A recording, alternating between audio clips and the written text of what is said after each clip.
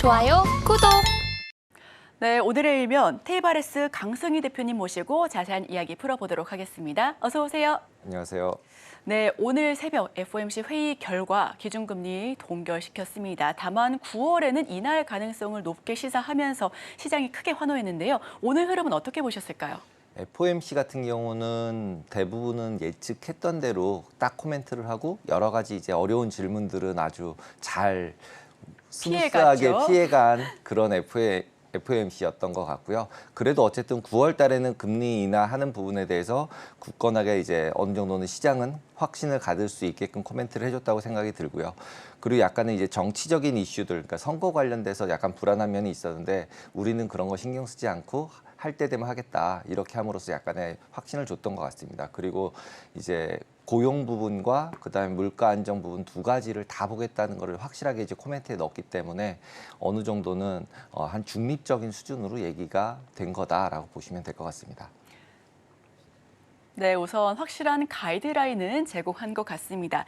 여기에 더해 간밤 파월 의장의 발언과 더불어서 AMD의 실적 등에 힘입어 기술주가 큰 폭의 상승 흐름을 연출해냈습니다. 필라델피아 반도체 지수는 7%나 넘게 상승했고요. 엔비디아가 10%, 12% 넘는 급등세를 알렸습니다. 하지만 안심하기에는 좀 이르다라는 평가 역시 또 나오고 있습니다. 그동안 AI 버블론까지 대두되면서 기술주 급락 흐름이 심상치 않은 것도 한몫하고 있는데요. 8월 말에 예정된 엔비디아 실적에 대한 우려감까지 등장하고 있는 모습입니다. 자, 우려감을 지우지 못한 채 갑작스럽다 싶은 만큼 불어온 급락 흐름, 이 배경부터 먼저 설명 들어보겠습니다. 기본적으로 IT 주식 같은 경우, 특히 이제 엔비디아 AI 주식 같은 경우는 급등을 했잖아요. 이제 급등을 한 와중에 갑자기 급락을 했고, 그다음에 이제 지난번 CPI 발표가 그냥 소비자 물가 지수가 발표되면서 물가가 너무 이제 마이너스 0.1이라는 숫자를 보고 나서부터 미국 금리가 급락을 하게 됐고, 그때부터 이제 나스닥이 조금 이상하게 움직이고, 대신에 이제 순환매라는 얘기가 나오면서 러셀이 강세를 보였습니다. 그래서 보통 일반적으로 기술주가 이렇게 급락을 했던 이유가 뭐냐라고 했을 때 실질적으로 금리가 하락하는 부분들 때문에 기술주가 폭락을 했다. 이렇게 얘기하기는 되게 어렵잖아요. 원래 금리가 하락하면 기술주가 올라갔었잖아요. 금리가 내려가면. 그랬는데 오히려 기술주는 내려가고 오히려 러셀은 더 올라가는 그런 모습을 보였고, 그다음에 이제 미중 무역 전쟁 발생을 하면서 실질적으로 중국에 수출을 못하게 한다고 하니까 실적이 나빠질 거 아니야? 이러면서 또 이제 내리는 쪽에 뉴스가 나왔고, 그 다음에 구글에서 결국 AI 투자가 너무 과한 거 아니야? 이렇게 세 가지 이유로 이제 AI 주식들이 빠졌죠. 그랬는데 이제 어저께 이 급등을 한 모습을 보였습니다. 근데 그 실적 가운데 AMD도 물론 있었지만 마이크로소프트가 실질적으로는 실적을 되게 좋게 발표를 했고, 그다음에 이제 클라우드 서비스 관련해서 굉장히 이제 나쁘게 판단이 됐었어요. 그래서 굉장히 마이너스 3% 이렇게 떨어졌었는데, 이제 거기서도 이제 컨퍼런스를 하잖아요. 또 이제 가이던스 얘기하면서 실질적으로 구글과 마찬가지로 우리는 계속 투자를 할 거다. 그리고 우리는 엔비디아 칩을 사고 있다라고 얘기를 해줬고, 그 다음에 그것들도 실질적으로는 수익으로 돌아갈 거라고 생각한다라고 확신을 줬습니다. 그래서 구글 같은 경우는 실적 부분에 대해서 애매하게 좀 더 기다려봐야 되겠다 이렇게 얘기한 거에 반해서 마이크로소프트는 훨씬 더 좋게 얘기를 해줬고, 그에 반해서 그런 상황 하에서 실제로 모건스탠이나 다른 외국계 이제 IB들에서 실질적으로 이제는 주가가 빠져서 엔비디아도 살만하다. 이런 레포트를 또 써줬어요. 그래서 그 날짜가 다 맞아지면서 실제로 반등을 이루었고, 그런 상황 하에서 이제 FOMC가 딱 나와서 금리는 인하해 줄 거야 이렇게 얘기를 해주니까 당연히 반등할 수 있었던 상황이다라고 보시면 될 것 같아요. 근데 이제 이거를 무조건 또 이번 반등을 계기로 다시 계속 해서 고점을 다시 넘길 거냐라는 부분에 대해서는 조금 더 생각을 좀 해봐야 될 것 같습니다.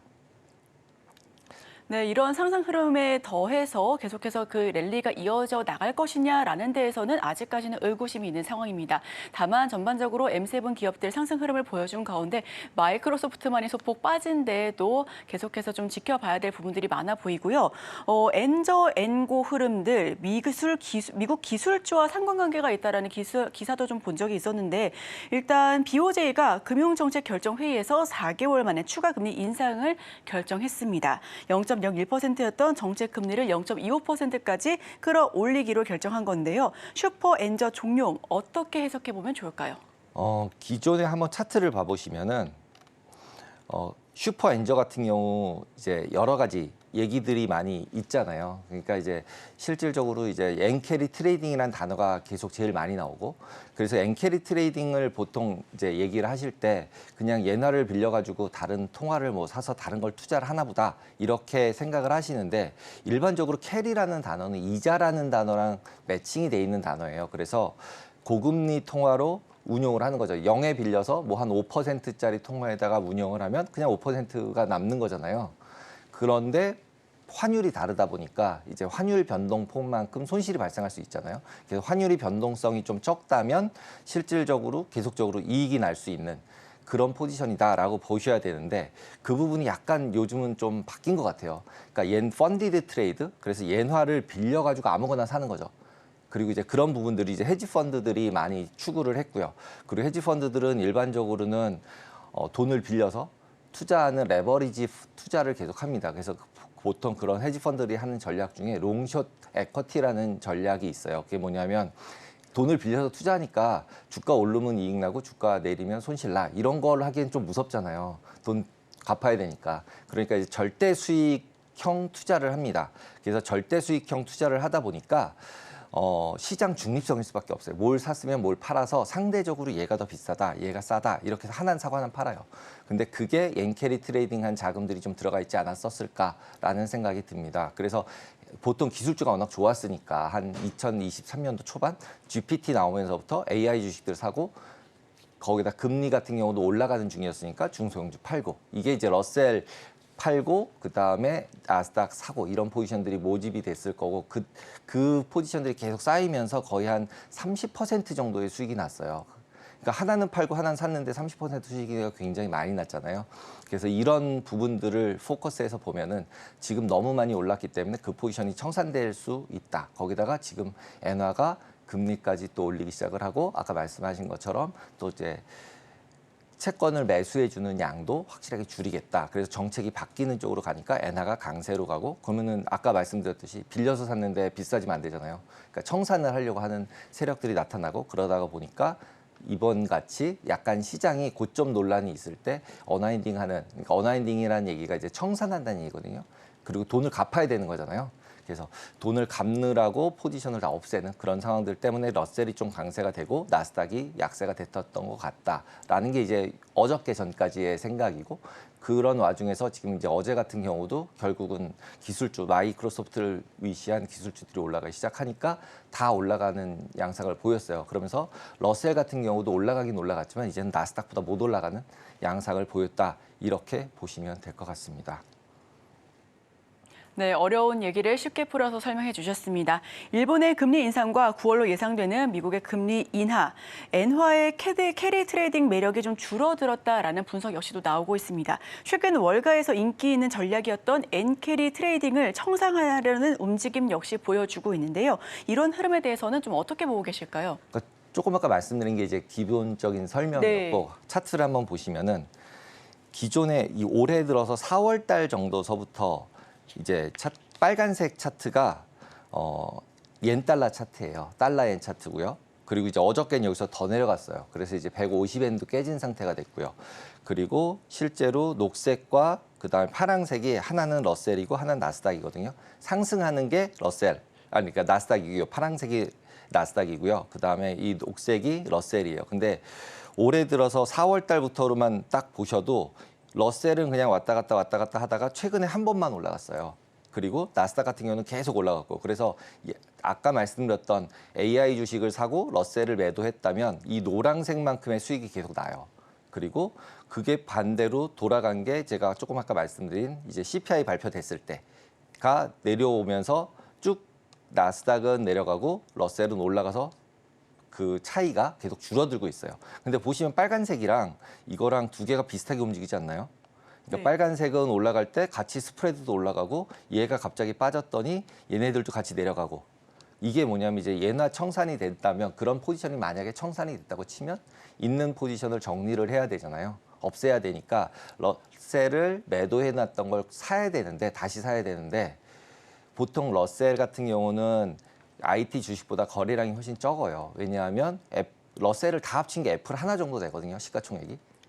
그러다 보니까 중소형주를 아무리 합쳐도 안 되니까 거래량이 적으니까 실질적으로 누군가가 갑자기 매수를 하게 되면 이제 시장 임팩트가 있겠죠. 임팩트라는 게 이제 누가 막 사서 올리면 갑자기 급등을 해버리는 상황, 급등락을 할 수 있는 상황이 되는 거죠. 그래서 그런 부분들이 이번에 반영되지 않았을까. 그래서 시장에서는 이제 그 순환매란 단어를 쓰잖아요. 그래서 기술주를 뭐 팔고 중소형주를 샀다 뭐 이렇게 얘기를 하지만 솔직히 중소형주 투자 매니저라면 큰 기관이라면 살 때 싸게 사고 싶잖아요. 자기가 사면서 막 위로 막 올리면서 비싸게 사고 싶진 않잖아요. 근데 숏 커버링, 그러니까 매도했던 거를 정리하는 경우에 있어서는 막 사서 올릴 수밖에 없잖아요. 포지션을 정리하는 거니까. 그래서 이번에 급등했던 거는 그런 포지션이 아닐까라고 생각이 들고 이번에도 청산이 계속 일어난다면 기본적으로는 그 러셀의 강세 부분이 유지가 될 가능성도 있고 나스닥 같은 경우도 매도세로 작용할 가능성도 있다라고 보시면 될 것 같아요. 그러나 조금 아까 처음에 말씀드린 그 AI 주식 같은 경우가 포커스가 더 되기 시작을 하면 다시 반대쪽의 현상들도 나타날 수는 있다라고 보시면 될 것 같습니다. 네, 말씀 잘 들어봤습니다. 기술주 직전의 급락으로 뉴욕 증시도 혼조 흐름을 보였던 가운데 오늘장 같은 경우는 삼재지수 일제의 강세 흐름을 연출해냈습니다. 러셀 2000에 대한 관심도 역시 오르고 있는 상황인데요. 자, 러셀 지수 같은 경우에는 하반기에 금리 인하 시점에서 어떻게 좀 바라봐야 될까요? 조그맣게 말씀드린 거랑 또 연결이 되는 질문이신데요. 그러니까 이제 러셀 같은 경우는 기본적으로 엔화가 계속적으로 강세가 돼주면서 저런 yen-캐리 트레이드 청산이 일어나거나 이런 부분들이 굉장히 그러니까 진행이 더 돼야만 러셀이 상대적으로 강세를 보일 수 있지 않을까라는 생각이 듭니다. 그 이유가 뭐냐면 지금 완전하게 미국이 경기가 너무 좋을 거야라고 생각하고 있는 사람은 별로 없거든요. 그러니까 그러니까 침체라는 단어보다 둔화가 되긴 둔화가 될 건데 침체는 아니야. 그래서 골디락스야. 이렇게 얘기를 하고 있는 건데 만약에 여기서 이제 실업률이 좀 더 올라가고 미국 경기가 더 둔화되는 양상을 보일 경우에는 기본적으로 침체라는 얘기가 나올 수밖에 없는 상태가 되고 침체가 됐을 때는 제일 약한 고리가 결국은 돈을 제일 많이 빌리고 돈을 잘 못 버는 곳이잖아요. 그러다 보니까 결국은 중소형주들은 임팩트, 그러니까 파격을 더 받을 수밖에 없고 실적 부분에 있어서 그러면 더 많이 내려갈 가능성도 분명히 존재를 하잖아요.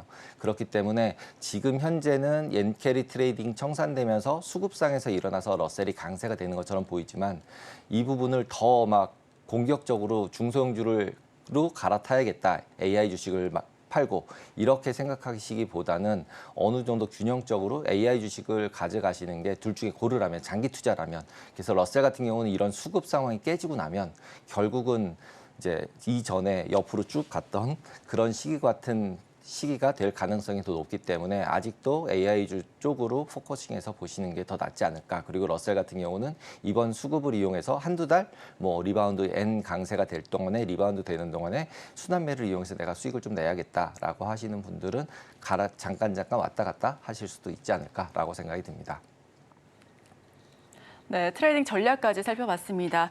자, 7월 FOMC 결과 발표가 됐습니다. 해당 내용을 어떻게 지켜보고 계신지도 굉장히 궁금한데요. 8월 글로벌 증시 영향 역시도 함께 여쭤보도록 하겠습니다. 추가적으로 대표님께서는 금리 인하 올해 2차례 이상 지속될 것으로 보시는지 아니면 한 차례가 끝일 것이다라고 생각하시는지도 궁금한데요. 저는 그냥 두 차례라고 두 차례요. 생각을 하고 있고요. 그 이유는 뭐냐면 지금 현재 이제 3번이 남아 있는 상태고 그다음에 이번에 동결을 했고 그다음에 11월에 할 경우에는 이제 9월이 남아 있고 11월이 있고 12월이 있는데 9월 달 같은 경우는 일단은 8월 달에 있는 잭슨홀 미팅에서 뭔가 통화 정책들 돈을 이렇게 뿌리는 거에 대한 어떤 이제 당위성 이런 부분들을 이제 이론적으로 컨퍼런스에서 얘기를 할 것 같고 그 상황 하에서 포지티브하게 얘기가 되면 9월 달에 어느 정도 지금 이번에 오늘 얘기한 것처럼 시작을 할 것 같고 이날을 그래서 한 번 하고 11월 달 같은 경우는 선거랑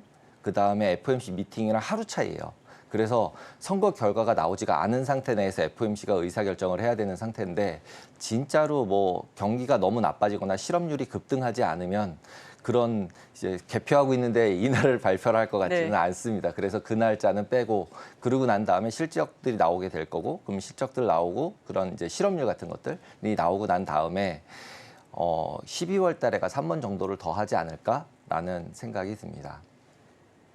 그리고 이제 엔화 같은 경우 더 지금 포커스가 되고 있는데 결국 25bp가 됐어요. 15bp가 상승을 했는데 어저께 같은 경우 이제 FOMC와 BOJ 두 가지가 다 있었기 때문에 그 두 가지의 임팩트가 다 있었다. 근데 오히려 지금 엔화 같은 경우는 일본에서 금리를 갖다가 올리고 그다음에 국채 매입을 축소하는 상태를 얘기한 게 훨씬 더 임팩트가 있어서 지금 이제 150엔대 밑으로 갔고 그러다 보니까 이제 145엔 정도까지 갈 수 있다라고 얘기를 계속 하고 있습니다. 근데 145엔까지는 뭐 저는 안 갈 거라고 생각이 드는 이유 중에 하나가 뭐냐면 지금 보여드리는 일본의 인플레이션 같은 경우 보시면은 인플레이션은 조금씩 낮아지다가 다시 올라가고 있어요. 근데 이제 이런 부분들은 24년도에 BOJ가 이제 페드처럼 FOMC처럼 미팅에서 얘기를 해줬었습니다. 그러니까 뭐 이번에는 물가 전망이 얼마쯤 될 것 같아. 그런 걸 해줬는데 24년도에는 2.5, 25년도에 2.1, 26년도에 1.9 이러면서 약간씩 이제 인플레이션은 낮아지는 쪽으로 얘기를 하고 있어요. 예상을 하고 있는 거죠. BOJ도. 그리고 이제 인플레이션도 어느 정도는 높아요. 과거에 보시면 마이너스였던 적이 있고 그다음에 그게 상승을 해서 2.6까지 올라온 건데 미국 같은 경우는 이제 뭐 거의 8% 갔던 게 3.3까지 내려오면서 이제 금리 인하한다. 인플레이션 낮아졌다. 이렇게 얘기를 하고 있고 이제 양쪽 고용 쪽도 우리가 이제 보겠다. 인플레이션 보는 게 아니다. 이렇게 얘기를 했었잖아요. 그래서 이제 그 두 가지를 비교해서 계속 환율들이 결정이 되고 옌캐리 트레이딩 청산도 일어나고 그 옌캐리 트레이드 청산에 의해서 중소형주까지 움직이고 있기 때문에 이 두 가지를 굉장히 밀접하게 보셔야 된다라고 말씀을 드릴 수 있어요. 그리고 이제 마지막으로 이제 그 옌캐리 트레이드가 145엔이나 148엔 이렇게 계속 엔화가 강세가 계속될 수는 없다라고 보는 이유 중에 하나는 이 성장률이에요. 보시면은 미국 같은 경우는 2.9, 그러니까 그렇게 큰 나라의 GDP가 큰 나라가 2.9%의 성장을 계속 하는데 반해서 지금 여기서 보시면 일본 같은 경우는 마이너스 0.2 정도밖에 안 되거든요. 그래서 오히려 경기가 나빠질 수 있는 상태가 있다라고 보셔서 일본이 계속 좋아지는 쪽이라고 보지 않으면 강세가 계속될 수는 없을 것이다라고 생각은 합니다. 좋아요, 구독!